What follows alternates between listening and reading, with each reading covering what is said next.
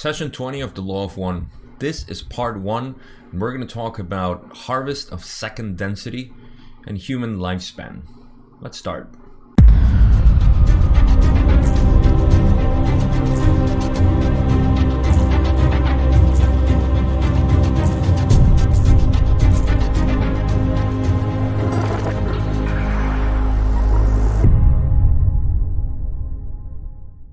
I've broken down session 20 into 3 parts. Just as a reminder, we're talking about from session 19 the transition of second density to third density, and we're going to continue on with that line of questioning here, of course. Things we're going to touch on are human lifespan, because they're part of third density, and some of the questions that Don asked, of course. And at the end, we're going to explain some of the stuff that happened here back then and that we still have here, some monuments or sacred places that we consider. Pretty cool stuff, but I'm not gonna get ahead of myself there. In this first part, we're gonna just talk about second density harvest and part of that lifespan, which is part of third density experience in the master cycle of 75,000 years, as we know. So let's start up with the first question that Don had. And it was, first question, to go back just a little bit, is what happened to the second density entities who were on this planet who were unharvestable? I assume there were some that didn't make the harvest into the third density. Can you tell me this? Ra says, the second density is able to repeat during third density a portion of its cycle. Don continues, then the second density entities that did not get harvest at the beginning of this 75,000 year period, some are still in second density on this planet, where any of these who remain in second density harvested into third density in the past 75,000 years? The answer is this has been increasingly true.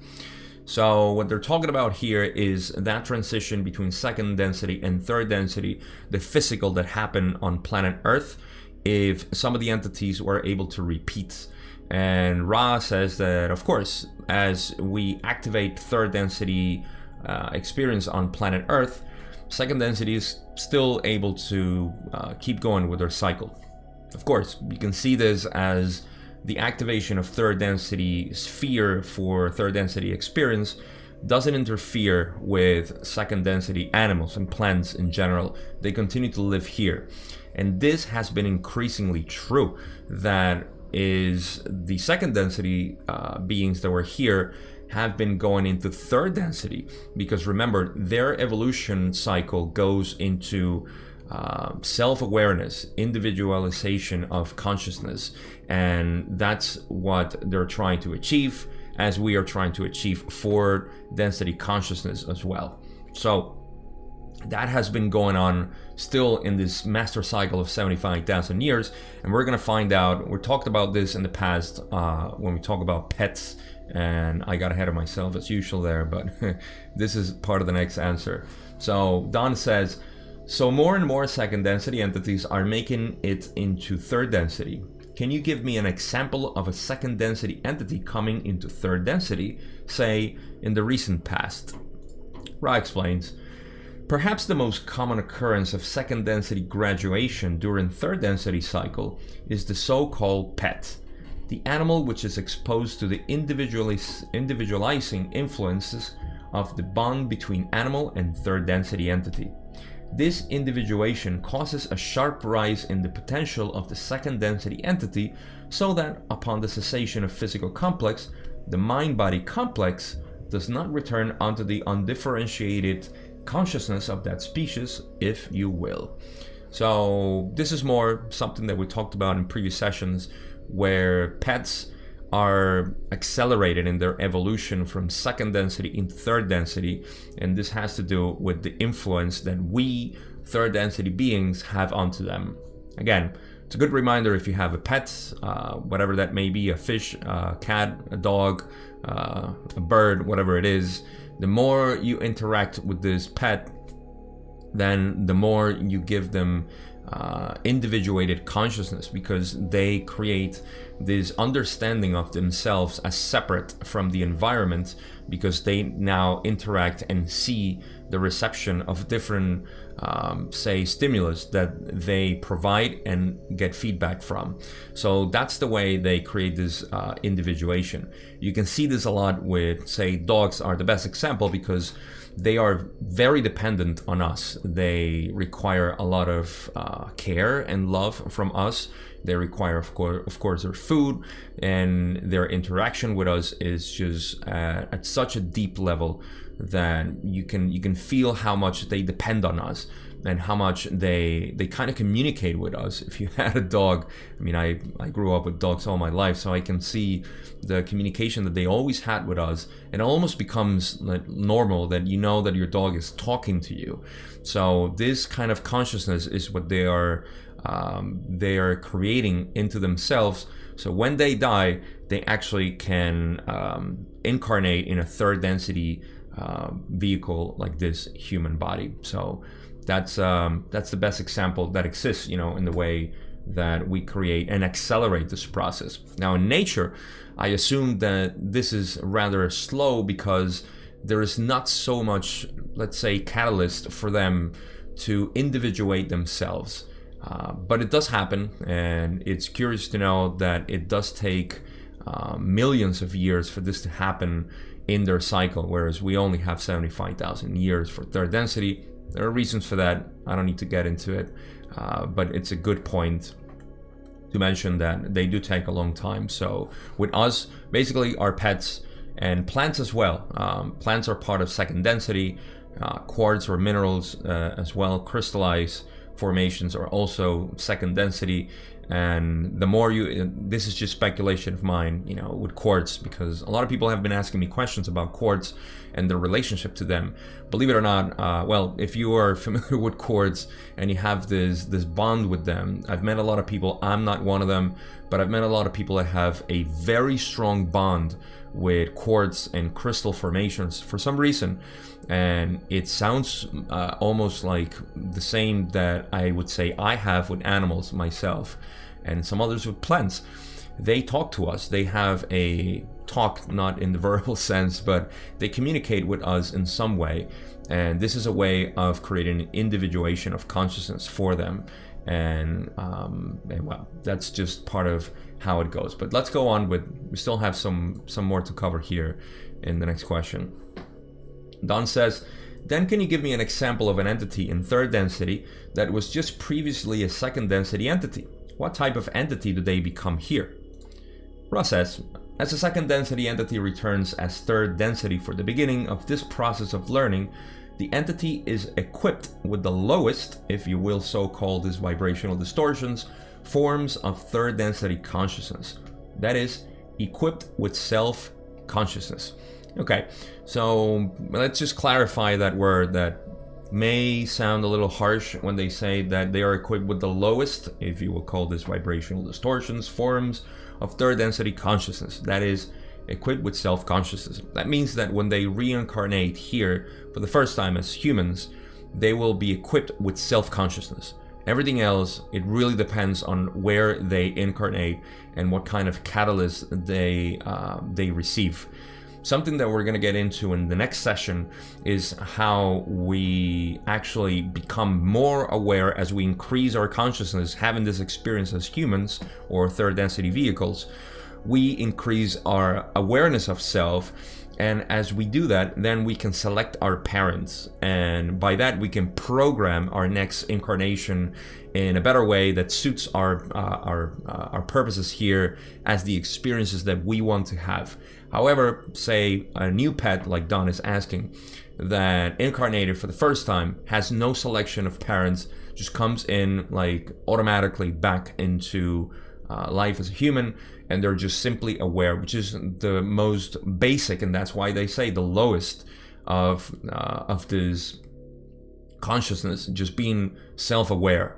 If you remember, the first distortion of the creation of the universe is self-awareness. Same thing happens here in third density. They come equipped with the lowest form of consciousness.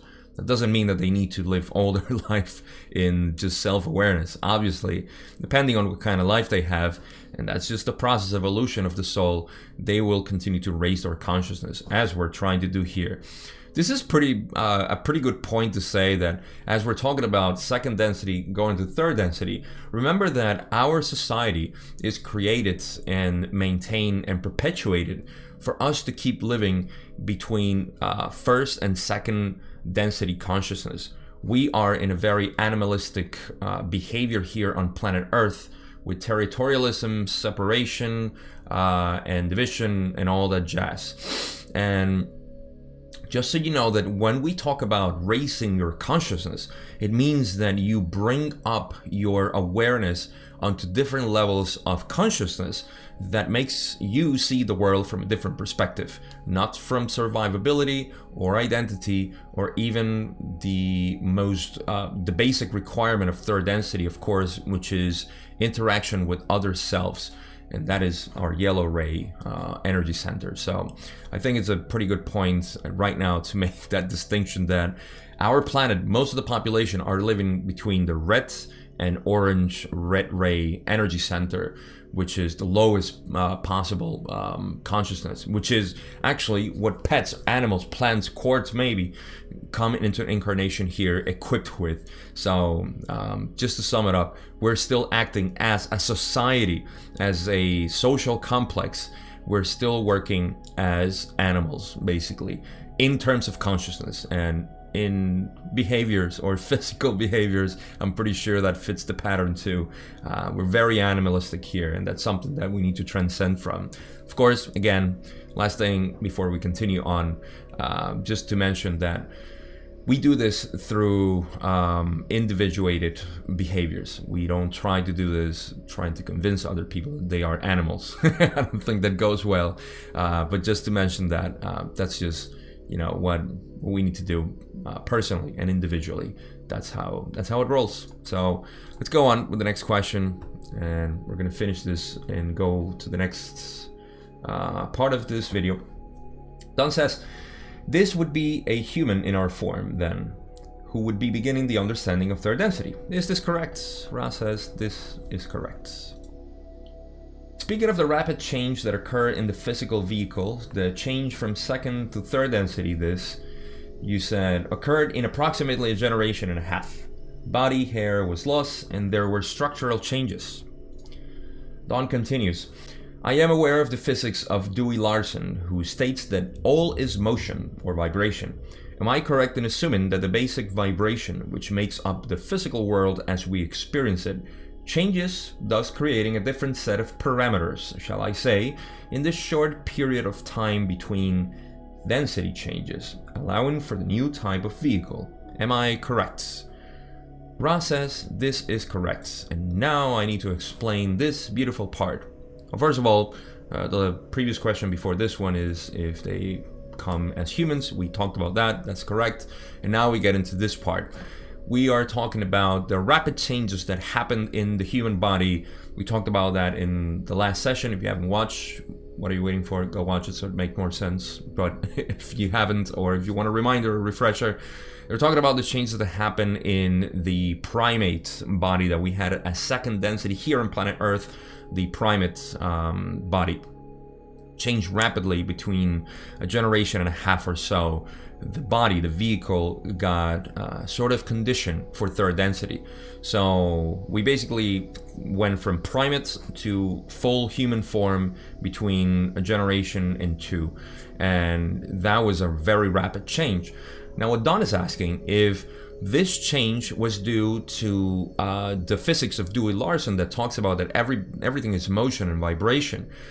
And the way I understand this is that as we cross that boundary to have a third density experience, say planet Earth graduated into third density, very short time, of course, 75,000 years only, we crossed that and the rapid changes occurred. So the physics, or what happened physically here in terms of the physics of Dewey Larson, was that we entered that band, if you will, of energies, in-streaming energies that allow the vibration. Remember that everything is shaped through vibrations, and we've talked about this in the past, but just imagine that everything is vibration, and that vibration of light creates the distortions that we know as physical bodies and air and everything else. And those kind of change the programming, say, of that vibration, and it became suitable to create this new body that we have. So it's very rapid. As we cross that, which is now, curiously enough, of course, we're crossing that boundary. We are already in fourth density, and that's why we're seeing this great awakening happening. That is just simply an in-streaming of energies that raises your consciousness to a degree if you allow them to go through you, of course, and you have to do this work. But the point is that he's talking about the same, say, threshold that we're in right now, but between second and third density, and now from third and fourth, just as an example. And that change happened because the vibrations of the planet just updated, kind of thing. So that's what they're talking about here, and I hope that makes sense. If not, as always, leave me a comment and we'll talk about it. Next question is, just as a side question here, is the physics of Dewey Larson correct? Ross says, the physics of sound vibrational complex Dewey is a correct system as far as it is able to go. There are those things which are not included in this system. However, those coming after this particular entity using the basic concepts of vibration and the study of vibrational distortions will begin to understand that which you know as gravity, and those things you consider as n dimensions. These things are necessary to be included in a more universal, shall we say, physical theory. So, here we're talking about the physics of Dewey Larson again, and if they were correct. And Ra says that yes, they were correct, because Dewey Larson was talking about time-space, something that physics are very resilient to talk about. The idea of time-space, and we've had, of course, this is going to just shatter the mainstream narrative that we have about the creation of the universe and our interaction, all to keep denying the possibility that there exists a metaphysical aspect of this life, even though we have so many paradoxes and so many issues with our current model of physics. They will continue to suppress that. But Dewey Larson, of course, was correct in talking about time-space, and those understandings, as Ra is saying, will be able, remember, this is 1981, way before they started, getting into the depths of quantum mechanics now as we know it, and all the different findings that they had, especially in Russia, where science was not as suppressed as it was here in the US or the West, the Western world.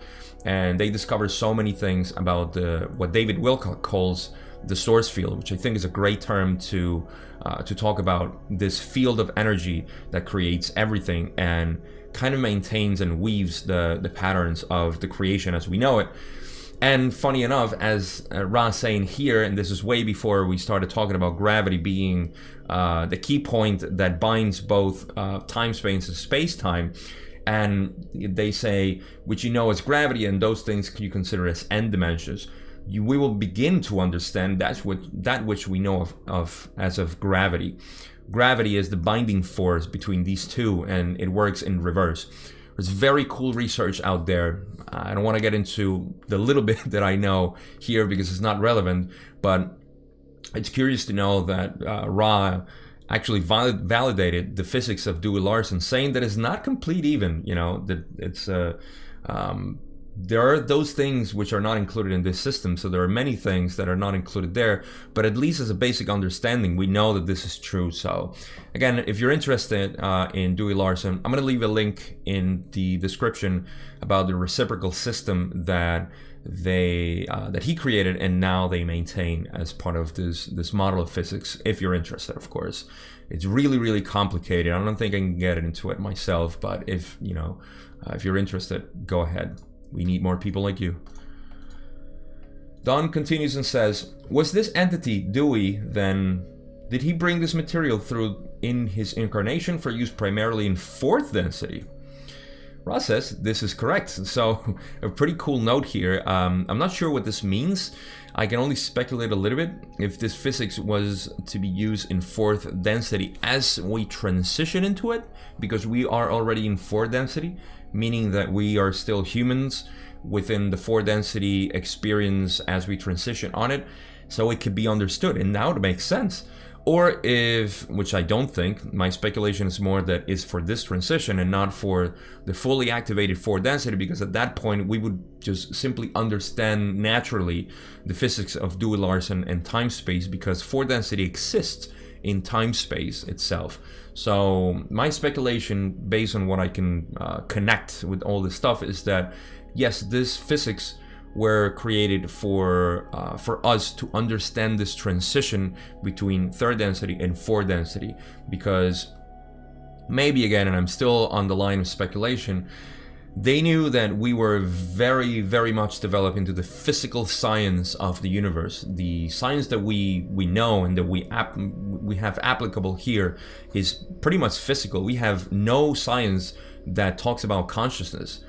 Aside from the secret space program and the CIA programs like remote viewing and stuff like that, those obviously use time space as a medium for research and for developing technology in that regard. But us as plain humans and the official narrative that they give us, we're still applying it as like just plain physics of this physical plane. So Dewey Larson basically came here to give us that, possibility of exploring the metaphysical aspect of our universe. So that's my speculation on what they mean, that it's correct that going into fourth density was the reason why they brought this. So let's go on. And Don says, thank you. Yesterday, we were speaking of the split that takes place in third density when an entity, either consciously or because of bias, chooses the path of service to others or service to self. The philosophical question of why such a split even exists came up. It is my impression that, as it is in electricity, if we have no polarity in electricity, we have no electricity. We have no action. Therefore, I'm assuming that in consciousness, without such polarity, there would be no action or experience. Is this correct? Ra says, this is correct. You may use the general term work. We talked about this before, and it has to do with the comparison of electricity having polarities, and the negative and the positive. And because of those two, we can create work, as Ra is saying, and correcting. The more general term would be work, because without the two, we cannot have work in electricity. So they're going around those lines again, and this is almost like repeated material, so I'm not going to linger too much here. And the next question is in this regard. Don says, then the concept of service to self or service to others is mandatory if we wish to have work, whether it be work in consciousness or work in the mechanical or Newtonian concept in the physical. Is this correct? Ra says, this is correct with one addendum. The coil, as you may understand this term, is wound, is potential, is ready. The thing that is missing without polarizing is the charge. So once again here, we're just seeing the example that we always have the potential. So if you want the your charge, say, to do the work, you have to polarize either the positive or the negative. But the potential is always there, dormant, if you will. And life is giving you experiences. It's almost like a river flowing through you, giving you the right experiences for you to make the choices. Choice is the key word here. So that's why they use the coil as an example, because the coil is there, the potential is there, but it's just needing the charge, the type of charge that you give it. It's going to create that work towards that polarity, if you will, whichever it may be. So let's go on. There's a little bit more onto this there. Don says, then the charge is provided by individualized consciousness. Is this correct? Ra says, the charge is provided by the individualized entity using the inpourings and instreamings of energy by the choices of free will. And here's where I wanted to get, because this is the cool part. The charge is provided by the individualized entity using the importance and in-streamings of energy by the choices of free will. So the key thing here, as we were talking about the flow of, say, the river of energy that is coming through you, or experiences itself, you as the individualized entity are using those in-streamings of energy with the choice of free will. That means choice of free will. Free will is to give you choice of whether acting positively or negatively. And those two are actually polarizing you. Those will continue to bring you more experiences like that because the universe is catering to you. So whatever you are doing subconsciously into your life, the universe will keep serving you that. That's what you want. That's what you keep asking for, and that's what you keep acting upon. So those choices, whether you're conscious or not, they're creating more your reality. And that's a very big part here, very important. So we have to become more conscious of our decisions and our choices, because those are the ones that are creating our reality and are also polarizing us towards the positive or the negative. Now, a key thing here that we're going to discuss further, especially when we talk about lifespan, is that we have a, like we spoke about before in the previous session, the sinkhole of indifference. And this is the place where we don't want to take those experiences and make a choice, either positive or negative.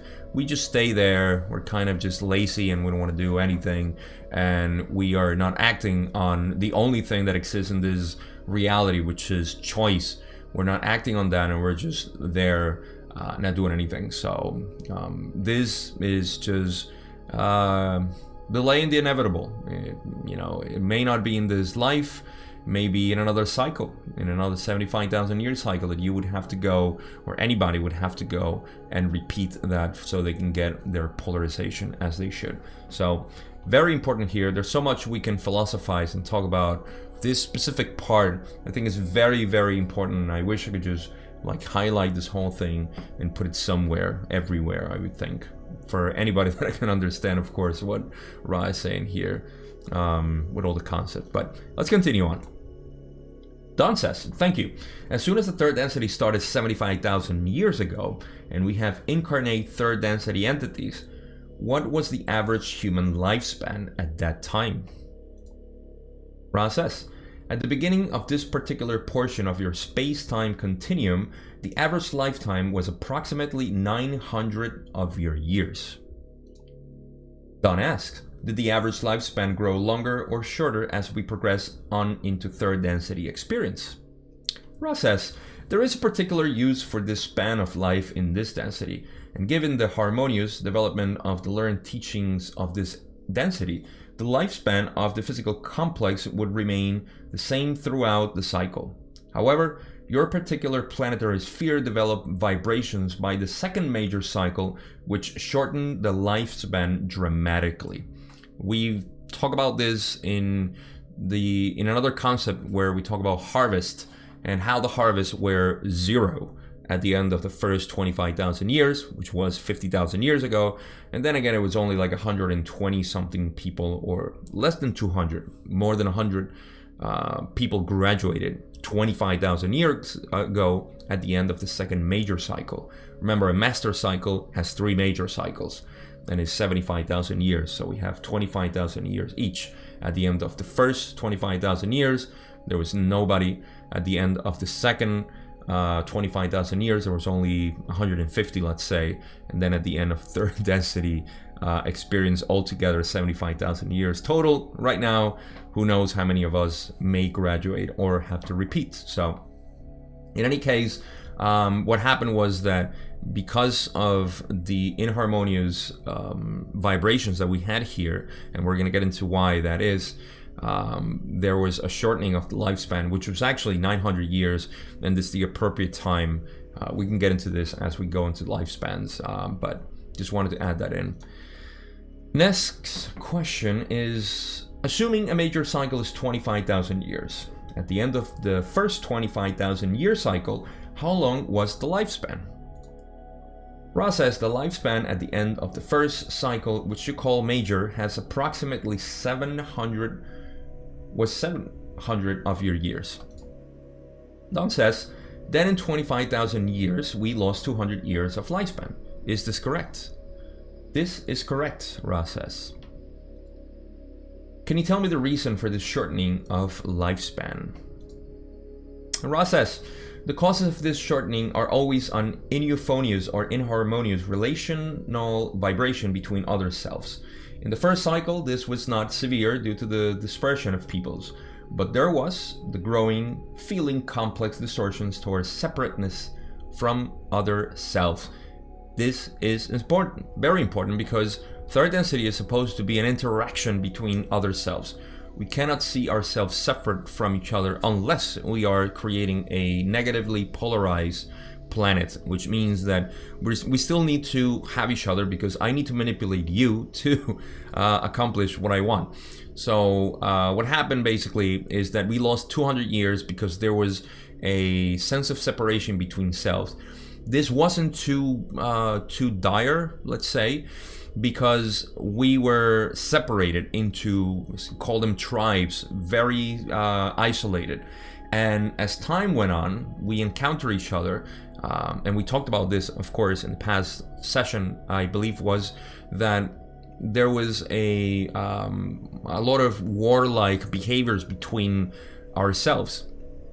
We fought each other because you were from a different color or had a different culture, and this had to do, of course, from the different populations which we discussed in the past session as well, that there was different populations from other planets, from Mars, and the natives, if you want to call third density beings that graduated from second density to third density.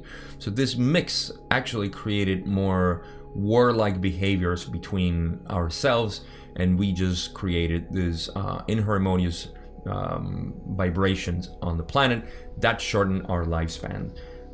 So that's what they're explaining here. And again, it was 200 years that we lost at the beginning of third density, the first 25,000 year cycle. Don continues with the last question we have for this video and says, I am assuming at the start of one of these cycles, there could have been either a positive polarization that would generally occur over the 25,000 years, or a negative polarization. Is the reason for the negative polarization and the shortening of the cycle the influx of entities from Mars who had already polarized somewhat negatively? Ra says this is incorrect. There was not a strong negative polarization due to this influx. The lessening of the lifespan was due primarily to the lack of the building up of positive orientation. When there is no progress, those conditions which grant progress are gradually lost. This is one of the difficulties of remaining unpolarized. The chances, shall we say, of progress become steadily less, and that creates the shortening of lifespans, because it seems like progress becomes steadily less by those remaining unpolarized.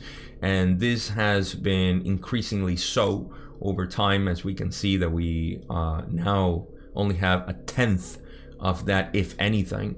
A tenth, only 10% of our natural lifespan has been accomplished now. Now you can see why in Law of One terms they talk about us as spiritual babies, because we don't have enough time in this incarnation and enough, say, catalyst to in one incarnation grow as a soul, and we need all these incarnations. I've heard things that this also happened because of genetical modifications that ETs did. I'm not too sure how that played out. I think it has to do a lot more with our orientation in general. Like they said, one thing that I'm a little dubious, and I'm not sure if I can speculate this without getting too much into my own bias, is something that they said in the last answer. They say the lessening of the lifespan was due primarily due to the lack of the building up of positive orientation. I'm not sure what that means, because if there is a negative orientation, I would assume that the lifespan would also be the same. Or maybe you just reduce your lifespan because you're being negative, and that's just a natural thing. I'm not too sure there what happened or how does that happen, but there's no clear answer there. So in any case, this is just part of the way of how we shorten our lifespan, and that's basically it. So something to keep in mind. We now have a very short time here on Earth. We are, however, being helped a lot by what we're talking about, the ascension process on our energies and the in-streaming energies, and our ancestors also helping us from time space, if you will, helping us out to polarize as much as we can through the catalyst that is so readily available at these times, with the globalization that we have and all the global catharsis, of course, that we're going through. So these are important things. We need to take advantage of that, because we only have this life, and the next one, we don't know if it's going to be here or in another planet, but certainly it's not going to be this time as we know it. This time is very, very important for us to polarize, because we have so much catalyst, so many experiences, and so much to get into. So that's the end of this part one. In part two, we're going to continue on with lifespan as well. Quick information here, separate from the Law of One. I have this series running on the Great Awakening, and if you haven't watched it, it started this week, so you can watch it. And I'm covering a lot of stuff that is very current right now, and how we can see this Great Awakening. I wish I could have done something more elaborate, but I'm not that good with video and editing and pictures and all this stuff. So it's just me talking about all this stuff, but it's basically a crash course, as I decided to talk about it, or mention it, or title it. And it talks about this Great Awakening that we're going through right now. So I'm talking about the physical reality, the control system as we know it, and the ascension. It's all here on YouTube for free, of course, so go watch it, share it for people who might resonate with this stuff, as well as the Law of One. And that's all I got. Thank you so much for watching as usual, sending you all my love, and I'll see you in part 2 of session 20.